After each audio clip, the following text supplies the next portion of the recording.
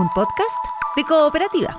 Este es el podcast de Lo que queda del día, una presentación de cooperativapodcast.cl, otra forma de escuchar. Hola, soy Paula Molina, muchísimas gracias por estar aquí en un nuevo episodio de Lo que queda del día. Nos escuchas en distintas plataformas, te invitamos a que te suscribas. Y junto a Ulises Aldea te presentamos el episodio de esta jornada. Nos vamos hasta Minnesota. Allí trabaja una profesora chilena, es profesora de ciencias, enseña en español en un colegio público en la ciudad de Minneapolis. Y nos cuenta cómo se han vivido estos días de protestas, manifestaciones allí en medio de la tormenta en Estados Unidos. Luego vamos a estar conversando con Karina Fernández, abogada dedicada al litigio nacional e internacional en materia de derechos humanos. Esta vez para hablar de la detención de Armando Fernández Larios, a quien se busca por distintos delitos en Chile. Fue agente de la DINA y figura entre las detenciones de el ICE, el Servicio de Inmigración y Control de Aduanas en Estados Unidos, bajo un portal titulado Arrestados, los peores entre los peores. Y comenzamos en Minneapolis con la experiencia de una profesora que ha visto cómo en su colegio los niños de origen latino de familias migrantes dejan de asistir a clases por temor a ser detenidos por el ICE. Cómo se organizan para poder ayudar a familias a las que incluso salen a buscar o a comprar comida o algunas otras necesidades porque temen salir de sus hogares. Esta es la conversación con Javiera, profesora chilena en Minneapolis. Mira, nosotros en realidad súper afectados. Yo soy profesora en un colegio público en Minneapolis, entonces estamos ahí como muy de frente a todo lo que está pasando. La mayoría de nuestra comunidad, los estudiantes, son latinos, son inmigrantes, entonces se ha visto muy afectado. Hemos tenido una reducción increíble de estudiantes en la sala de clase. Tenemos como un 50% de los estudiantes que están viniendo en forma online porque tienen miedo de venir al colegio. Aparte de eso, muchos que han desaparecido, no sabemos bien dónde están, qué les pasó. Algunos que nos llaman y nos dicen, deportaron a mi papá o mi mamá, entonces no puedo salir, estoy encerrado. Así que se ha vivido muy duro en el colegio, eso sí. Se ha hecho harta como campaña, como dices tú, el frío no nos detiene, ahí vamos igual a trabajar, pero estamos ahí para recibir a los niños que se atrevan a venir, ¿no? Y al mismo tiempo haciendo campañas para hacer llegar a las familias comida, lo que puedan necesitar de útiles de aseo, y a los niños también como cuadernos y lápices para que puedan tomar sus clases desde casa. O sea, usted nos estás entregando un testimonio en directo de lo que van recogiendo las crónicas de la prensa internacional. Naturalmente es distinto leer que hay escolares que no se atreven a ir a clases porque temen que se deporte a su familia, o como ocurrió con el caso de un niño de 5 años, ¿no es cierto?, se lo detenga y se lo ocupe como señuelo para detener luego al padre. Entonces tú estás enseñando en un colegio público, como nos decías, y enseñas en español, por lo tanto recibes a una comunidad de niños que vienen de familias latinas. ¿Este temor es para quienes están irregulares o también para quienes son hijos de padres que llegaron hace mucho tiempo, pero son latinos y temen que se los detenga solo por el acento, o solo por el color del pelo, solo por la apariencia? Este es un temor, digamos, generalizado, que va más allá de las personas que están sin sus papeles al día, sin su residencia al día. Exacto, yo diría que va mucho más allá. Nosotros tenemos, los estudiantes con muchas situaciones diferentes. Hay niños que, claro, como dices tú, no tienen los documentos, hay otros que sí, o que son nacidos acá y son ciudadanos, pero los papás no. Entonces el miedo de llegar a la casa y que el papá no llegue, o que no estén, que desaparezcan, porque lo que no sabes es, ellos los detienen y no tienen ni siquiera llamada telefónica, entonces no saben dónde están, mucho tiempo sin saber. También las deportaciones son súper largas, terminan en detenidos en otros estados, los mueven, entonces no saben. Y hoy día, como dices tú, es un miedo para todos. O sea, de hecho, los mismos profesores, nosotros en la escuela somos una comunidad de varios profesores inmigrantes y nosotros tenemos nuestros papeles, claro, para poder trabajar, digamos, y y todos tenemos mucho miedo porque, como dices tú, ahora te pueden detener por cómo te ves, por tener el pelo oscuro, por tu color de piel o por el acento, porque saben, o porque hablaste español. Entonces eso genera mucho miedo porque no es como que tampoco por los videos que se ha visto y todo se sabe que no vienen y te dicen tienes papeles, ya listo, vete, sino que se hace como un enfrentamiento mucho más complejo donde han sabido hasta rumores de gente que, claro, que las detienen y después de 8 horas de estar detenida les dicen, ok, comprobamos tus papeles, te puedes ir. Pero como el mal rato, digamos, no, Claro, ya lo tuviste. La experiencia es muy complicada.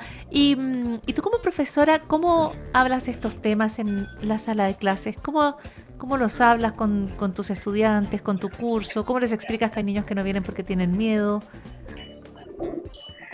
Sí, mira, es difícil. La verdad es que tenemos varios niños que nos hemos dado cuenta que como que necesitan hablarlo, que hablarlo sana mucho y todos queremos en el fondo como poder expresar. Y en el fondo ha sido como más que nada como dar contención, decirles que estamos ahí para ellos. Ellos saben que el colegio es como su lugar seguro, siempre van a poder tener como la educación, comidas, todo lo que necesitan. Entonces, damos contención, lo hemos hablado mucho.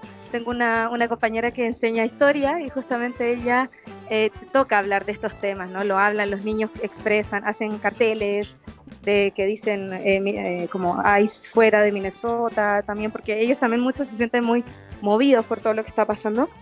Entonces, harta contención, llamar a las familias también, los colegios llaman mucho, saber si necesitan algo, cómo se puede apoyar y todo eso. Javiera, una cosa que ha llamado la atención en Minnesota, y de hecho se retira el jefe de operaciones que estaba allí a cargo de las tropas del ICE. Hay un anuncio respecto a que se van a investigar al menos la muerte de Alex Prete, que es la más reciente, ¿no es cierto?, que es este ciudadano norteamericano que está filmando a los agentes del ICE, trata de intervenir a favor de una mujer que han lanzado al suelo y finalmente recibe 6 disparos cuando ya lo han reducido y lo han desarmado, además un arma que él nunca ocupa. Pero te quería preguntar cómo esta población salió a manifestarse. No son solo latinos los que se manifiestan, ¿no es cierto? También son ciudadanos estadounidenses, como prueba los 2 que mueren en estos incidentes con ICE. Esta es una comunidad entonces que acepta la migración, que no está dentro del discurso respecto a que las personas tienen que irse o que todos los que vienen de afuera son malos. ¿Cómo se ha vivido eso de manifestaciones de personas que tienen su nacionalidad, pero que de todas maneras van a ayudar a quienes pueden ser detenidos por los ICE? Claro, no, sí, de hecho son muchos los ciudadanos americanos acá que apoyan, que ayudan, y eso ha sido también algo que nosotros como que valoramos mucho de Minnesota y de haber llegado a un lugar con este tipo de gente como tan amable, y lo vemos todos los días. O sea, por ejemplo, nosotros llegamos al colegio y los profesores están afuera desde las 7 de la mañana haciendo patrullaje en las esquinas del colegio para que todos puedan llegar a salvo. Cuando ha habido que hay como agentes de ICE cerca del colegio, entonces ellos salen y les van a decir como que se vayan, que por favor se retiren, que es como un lugar privado. Entonces, mucho como apoyo. Acá nosotros, por ejemplo, a los profesores inmigrantes se nos ha dado como algunas ayudas, como por ejemplo poder estacionar más cerca del colegio, cosa de no exponernos en la caminata del estacionamiento del colegio. Cosas así y bueno, y todos los días ellos vienen y nos preguntan qué necesitamos, si estamos como, tenemos miedo de salir, entonces que si ellos van a comprar por nosotros. Se ha sentido mucho como un cariño que de verdad es impresionante, porque ellos no tendrían por qué, y como dices tú, exponerse también, porque ellos saben que se están poniendo en riesgo. Ellos mismos dicen, se dan cuenta que ya nadie está a salvo aquí, porque incluso un americano por protestar o oponerse va a estar en peligro. Entonces, pero ellos dicen que están dispuestos, que lo van a hacer. Ellos dicen, tú no te preocupes por mí, yo voy a hacer lo que yo siento que tengo que hacer, y en el fondo ellos siempre van a estar ahí defendiéndonos y a todos, y sobre todo a los estudiantes que claro, son sus alumnos también. Entonces hay otro nivel de cercanía y de cariño, y ellos quieren también estar ahí, apoyar a sus alumnos, y muy frustrados también porque claro, sus clases, sus salas de clases están más vacías, los extrañan, y ellos quieren que puedan ir al colegio a aprender, como lo mínimo para un niño. ¿Crees que esas personas representan de alguna manera otra cara de Estados Unidos? Porque allí se votó por Donald Trump, cuando él había anunciado que iba a realizar estos despliegues que iban a ser históricos, que iban a ser masivos, y gana la elección con ese discurso. De alguna manera tú has visto otra cara, una cara distinta a la que muestra Donald Trump y a la que se dio el voto para llegar a la presidencia por segunda vez. Sí, totalmente, totalmente. Acá se ve otra cosa. Igual me imagino que hay de todo, pero por ejemplo en la ciudad de Minneapolis justamente es una ciudad donde se ve totalmente lo opuesto. Y también pasa mucho, bueno, hemos como escuchado también de gente que dice en el fondo que votó por el presidente y ahora están arrepentidos, porque mucha gente nunca se imaginó tampoco que iba a ser como a tal nivel esto, como que, claro, una cosa era deportar a las personas que eran delincuentes o que tenían antecedentes, pero ahora ya es como a cualquiera que tenga otra raza, digamos. Claro, que se vea distinto, que se presuma que viene de otro lugar del mundo. Finalmente, Javier, quiero agradecerte muchísimo por el relato que nos has traído respecto a cómo se está viviendo allí en Minnesota, todos estos hechos que han tenido los ojos del mundo de alguna manera en ese estado.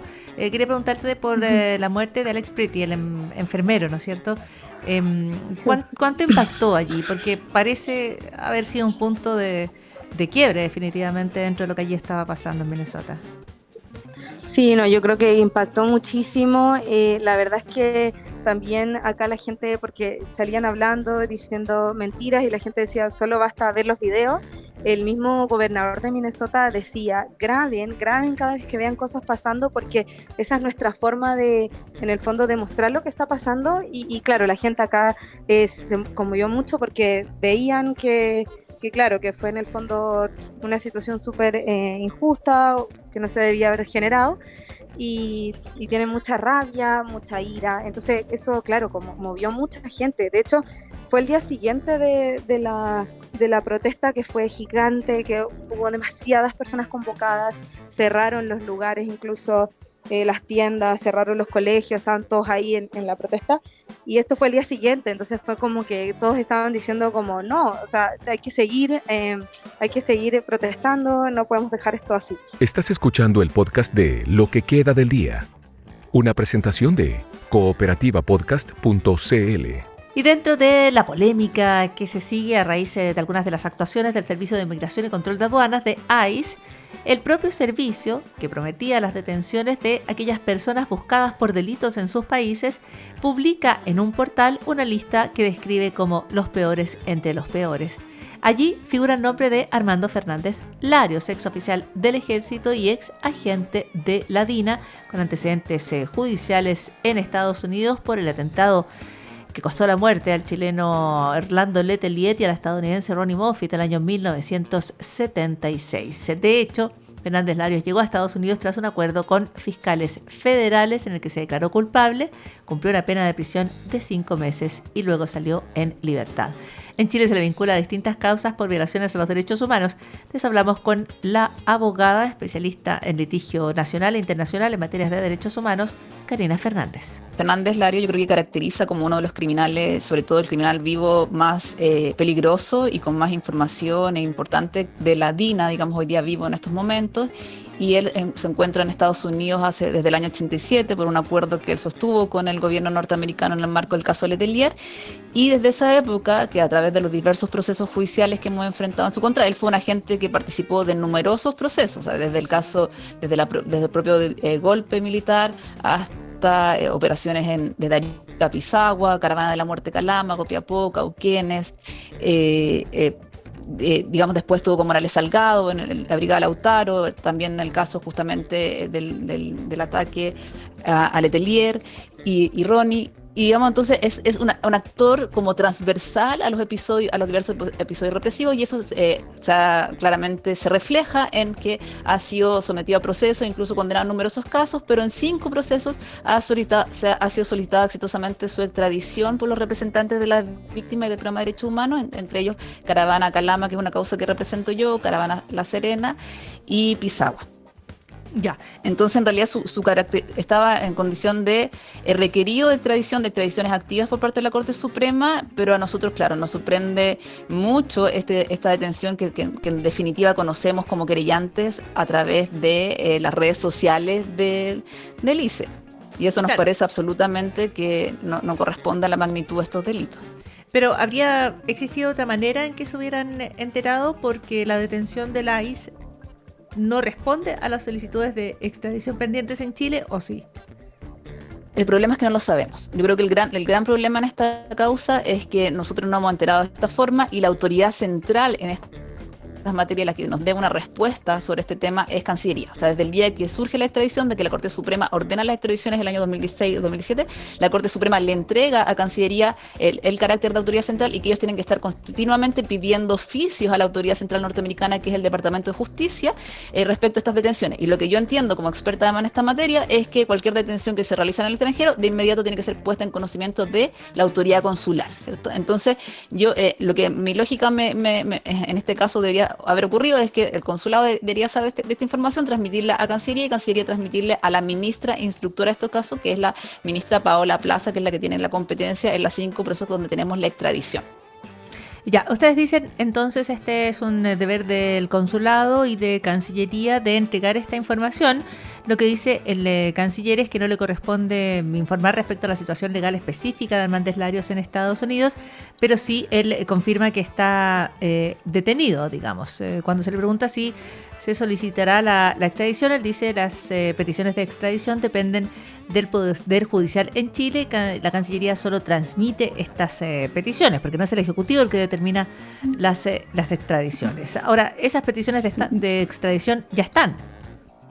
Sí, no, discrepo absolutamente de lo señalado por el canciller. O sea, cuando uno obtiene una resolución de la Corte Suprema, una orden de extradición en delitos, además en cualquier delito, pero en particular dentro de estos delitos, efectivamente ellos se transforman en la autoridad central. Y Cancillería periódicamente remite oficios hacia la Corte Suprema en el marco de estas causas, los roles de estas causas, informando qué gestiones se hacen en el país respectivo. Y en este caso, entonces, yo considero que Cancillería ha abdicado su obligación. Además, recordemos que respecto a estos delitos surgen obligaciones adicionales para los estados en materia de debida diligencia y deber de perseguir y sancionar. Entonces, me parece que no es adecuada la respuesta de y que en cualquier caso ellos debían informar oportuna y rápidamente a la ministra. Insisto, acá obviamente yo como representante de víctimas de este caso, y tú te podrás imaginar que las víctimas están súper afectadas con esta noticia también y haberse enterado de esta manera. Creo que merecemos una explicación, pero la obligación legal era informar a la ministra Paola Plaza. Ya, digamos, marcando ese punto que plantea abogada, hoy Fernández Larios está más cerca de volver a Chile y responder ante la justicia en estos casos donde se lo están investigando, que son muchísimos, como usted describía, son varios, de lo que estaba antes de la acción de la ICE, claramente. Yo esperaría que sí, pero también en estas causas hemos aprendido que los obstáculos son a veces como impredecibles y difíciles de superar en cualquier caso, pero claro, nosotros hoy día estamos centrados en solicitarle a la ministra Paola Plaza las órdenes de detención respecto de cada una de las extradiciones, que son 5, y también de requerir a la autoridad central que Cancillería exija o requiera al Departamento de Justicia los antecedentes concretos del caso, porque hoy día nosotros ni siquiera sabemos cuándo lo tuvieron. Tampoco, por ejemplo, algo que me interesaría mucho saber es si es una captura, o sea, si se ordenó la captura justamente a raíz de las órdenes de extradición, o si, por ponerte un ejemplo, lo encontraron en el supermercado y en ese contexto lo detuvieron por ser latino. No lo sé. Y ese no saber es lo que me parece que el gobierno chileno y en particular Cancillería tiene una obligación con nosotros de responder. O sea, pero mi segunda preocupación ahora es entonces en qué condiciones regresa o no Fernández Larios a Chile, que podría ser una situación de deportación, que podría ser un procedimiento de extradición, pero además en lo que hemos visto en estos casos con Estados Unidos es que también las deportaciones a veces pueden ser a otros países. Entonces creo que hay una gran incertidumbre que merece ser resuelta por la autoridad competente. Ya, o sea, apunta a que de alguna manera las definiciones, las respuestas a estas preguntas que están abiertas están en Cancillería. Describía, abogado, que hay una imprevisibilidad dentro de todo este proceso. Significa que no están necesariamente confiadas de que esto termine con Armando Fernández Larios en Chile. Usted misma apuntaba, por ejemplo, a la posibilidad de que fuera deportado a otro país. Ese seguimiento, lo que ocurra en las próximas semanas, meses con esta situación, ¿sigue siendo resorte de Cancillería o pueden tener ustedes una parte más activa dentro de recibir más información o requerir más información? Cancillería es la autoridad central en estas materias, en casos de la dictadura, en casos ahora de la reforma lo es UCIEX, por ejemplo, de la Fiscalía Nacional, pero en estos casos la autoridad central es Cancillería. A ello tendrá que la ministra Paula Plaza hacerle requerimientos de oficio y nosotros también a través de esa vía que es la vía judicial y claramente nosotros también trataremos en Estados Unidos de generar ciertos contactos, ya sea con el Departamento de Justicia o con los abogados que también han llevado casos de estas características en Estados Unidos, porque recordemos que además Fernández Lario incluso fue condenado en materia civil en Estados Unidos, en Miami, y que hay otros procedimientos que también se han llevado en su contra en ese país. Entonces aquí también hay una red de cooperación internacional, pero claramente que las autoridades, cuando uno obtiene una extradición, lo que corresponde, como te mencionaba, además que hay obligaciones internacionales que pesan sobre el Estado chileno, están hoy día en manos de Cancillería. Entonces uno podría decir, considerando que además se viene un cambio de gobierno, que este proceso va a quedar más bien bajo la próxima administración, ¿no es cierto? Será el nuevo titular de Cancillería quien quede de alguna manera al mando de estas diligencias que usted está describiendo, ¿no? Sí, por eso me preocupa lo que te mencionaba yo como de abdicación de las obligaciones, porque cuando el canciller dice, bueno, además esta detención fue hace mucho tiempo, es como que genera más incertidumbre justamente en los familiares que yo represento respecto de hace cuánto tiempo está detenido, qué procedimientos tiene, y como un poco recordar también en un poco lo que es la trayectoria histórica de la dictadura y de la transición, que en este caso, insisto, hubo un acuerdo entre el gobierno norteamericano y este responsable de graves violaciones de los derechos humanos para acceder a Estados Unidos, para tener ciertas imposibilidades de ser extraditado, pero solo respecto del caso Letelier. Entonces nosotros creemos que claramente respecto a estado de extradición existe la obligación de entrega que existe en todos los tratados internacionales y en este caso también existe uno suscrito con Estados Unidos. Perfecto. Y una última pregunta, abogada. Considerando lo inusual que ha sido el actuar de las fuerzas de la ICE bajo el gobierno del presidente Donald Trump, ¿no añade eso una capa más de incertidumbre respecto a lo que pueda ocurrir con una, por ejemplo, extradición de Armando Fernández Larios? ¿No deja todo esto en terreno aún más incierto el hecho de que la detención se haya realizado dentro de estos operativos que hace el Servicio de Inmigración y Control de Aduanas? En general eso ocurre, pero también ocurre con las facultades que tienen los países que realizan las capturas con las deportaciones. Por eso es importante para nosotros saber en qué condiciones y bajo qué marco se realizó la detención. Como te decía yo, no es lo mismo que la detención a lo mejor se haya realizado en cumplimiento de las órdenes de extradición o de otro carácter, pero creo que nosotros como abogados y defensores de derechos humanos también lo que nos corresponde es ir velando porque se cumplan los estándares en este caso, y en este caso el estándar más importante es la obligación de entrega en el contexto de extradiciones, porque lo contrario significa impunidad, y eso es lo que también nosotros tratamos de salvaguardar. Y me gustaría solo mencionarte, como para terminar, que recientemente yo tuve un caso internacional, que es el caso de Eva González, donde justamente la Corte Suprema recientemente, 20 años después del caso, por ejemplo, del Pepone Carrasco, ordenó la detención y encarcelamiento de los agentes que participaron de su asesinato y que habían quedado en libertad como con una pena cumplida durante estos 20 años y que hoy día están encarcelados. Entonces también creo que lo que la justicia nacional nos enseña es que el transcurso del tiempo también va significando ciertos logros contra la impunidad, y eso es lo que nosotros esperamos que en este caso termine como concretándose.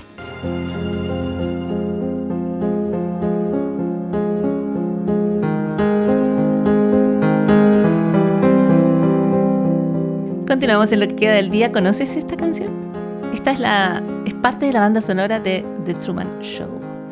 Y es una de las composiciones de Philip Glass, uno de los compositores contemporáneos más influyentes, autor de no solo esta, sino muchas melodías muy reconocidas en el cine y en otros espacios. Bueno, Philip Glass está haciendo noticia porque decidió no participar en un nuevo estreno en el Kennedy Center, donde va a tocar la Orquesta Sinfónica Nacional de Estados Unidos. El Kennedy Center es básicamente un gran edificio, un gran centro de las artes que está ubicado en Washington. Se fundó en 1971 como principal centro nacional de las artes escénicas y lleva el nombre de Kennedy, del expresidente Kennedy. Sin embargo, Donald Trump, en su segundo periodo en el gobierno, ha planteado muchos cambios, reemplazó a parte del directorio, se hizo a sí mismo presidente del organismo y está promoviendo que le cambien el nombre, que ya no se llame Kennedy Center, sino que se llama Trump Kennedy Center. una decisión que genera gran controversia. Y en ese contexto, Philip Glass decide retirar el estreno de una nueva sinfonía, la Sinfonía Lincoln, que estaba programada para ser interpretada. Glass dice que la obra es un retrato de Abraham Lincoln y que los valores que hoy representan la conducción del Kennedy Center está en conflicto directo con el mensaje que entrega su obra. Por lo tanto, retira la obra, que se iba a estrenar además, mientras se mantenga la actual administración del recinto. La decisión de Philip Glass forma parte de otra serie de suspensiones que se han hecho. Por ejemplo, el musical Hamilton no se presentó allí en el Kennedy o Trump Kennedy Center. Lo mismo hicieron otros músicos de jazz y de folk que han decidido al menos postergar sus presentaciones. Sin embargo, Glass, que tiene 60 años de trayectoria, se convierte en una de las voces más relevantes en restarse así de este centro para las artes que se ha transformado en un punto de debate político. Y esto también es parte de lo que queda del día. Aquí termina el podcast de Lo que queda del día. Lo escuchas en vivo de lunes a viernes desde las 4 de la tarde en Radio Cooperativa. Y todos los días en cooperativapodcast.cl.